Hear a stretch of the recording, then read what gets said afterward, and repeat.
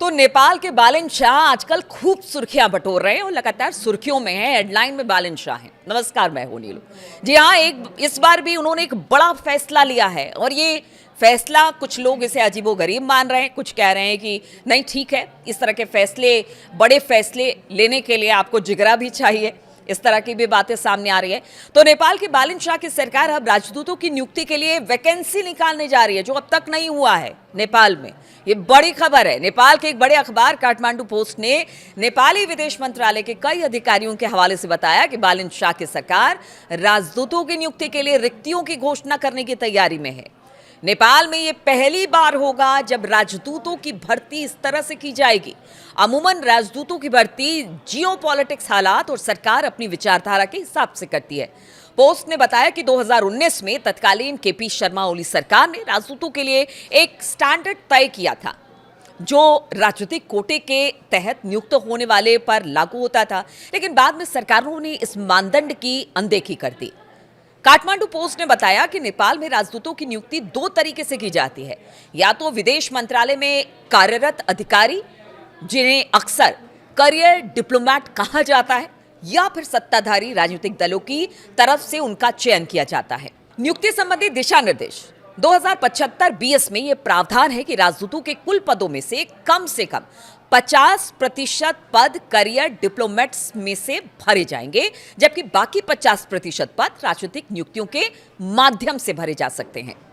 देखिए, विदेश मंत्रालय के अधिकारियों के हवाले से बताया गया है कि विदेश मंत्री शिशिर खनाल ने विदेश मंत्रालय के वरिष्ठ अधिकारियों को पहले ही संकेत दिए थे कि जल्द ही राजदूतों के पद को भरने के लिए रिक्तियों की घोषणा की जाएगी।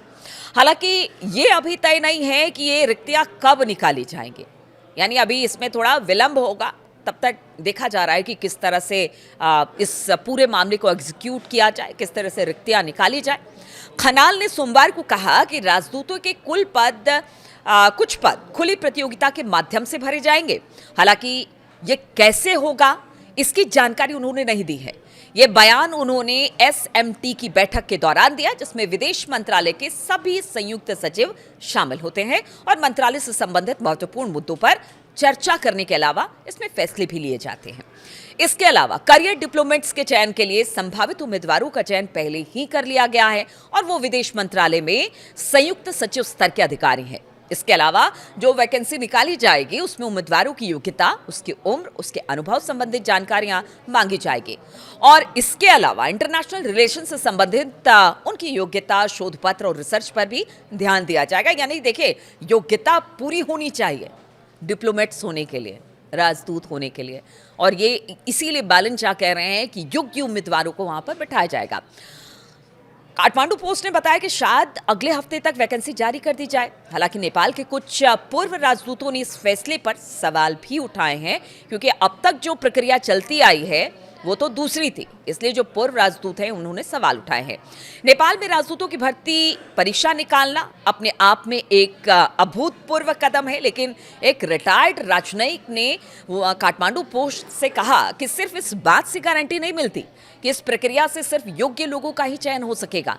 उनका कहना है कि नई सरकार का मकसद राजदूतों के चयन में पारदर्शिता सुनिश्चित करना है और जब सत्ताधारी राष्ट्रीय स्वतंत्र पार्टी जून 2024 में वामपंथी दलों के साथ गठबंधन में थी, उस वक्त भी उसने इसी तरह की रिक्तियों की घोषणा की थी।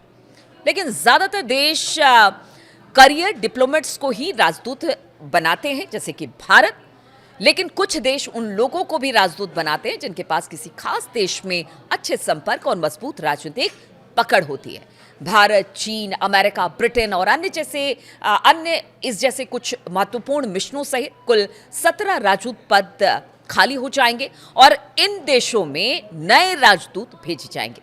संयुक्त सचिवों के मुताबिक विदेश मंत्री ने यह भी कहा कि अब विदेश सचिव बनाने के लिए भारत और चीन में सेवा करना एक अनिवार्य शर्त होगी। लेकिन एक पूर्व राजनयिक ने कहा कि खुली प्रतियोगिता के माध्यम से कोई भी योग्य व्यक्ति चयनित नहीं हो पाएगा। उन्होंने कहा कि इस पद के लिए राज्य के प्रति निष्ठा और प्रतिबद्धता की आवश्यकता होती है, लेकिन खुली प्रतियोगिता से राजदूतों का चयन करते समय इस योग्यता से समझौता हो सकता है। पोस्ट से बात करते हुए सेवानिवृत्त राजनयिक ने आगे कहा कि बेहतर होगा कि हेड हंटिंग यानी विशेषज्ञों को की सीधी तलाश की जाए। मंत्रालय को इन योग्य लोगों की तलाश शुरू करनी चाहिए और उन्हें उनकी विशेषता वाले देशों में भेजना चाहिए, लेकिन खुली प्रतियोगिता सरकार की अपेक्षाओं को पूरा नहीं कर सकती है। तो बहुत सारी शंकाएं हैं, आशंकाएं हैं। जो पूर्व राजनयिक हैं, अधिकारी हैं, वो कह रहे हैं कि बालिन शाह को इस पर विचार करना चाहिए। कुछ का कहना है कि देखिए, ठीक है कि अगर आपकी योग्यता के आधार पर आपको राजदूत नियुक्त किया जाता है तो इसमें कोई कुछ गलत भी नहीं है, लेकिन बालिन शाह हैं और बालिन शाह लगातार इस तरह के फैसले ले रहे हैं। वहाँ के आवाम भी इससे खुश है।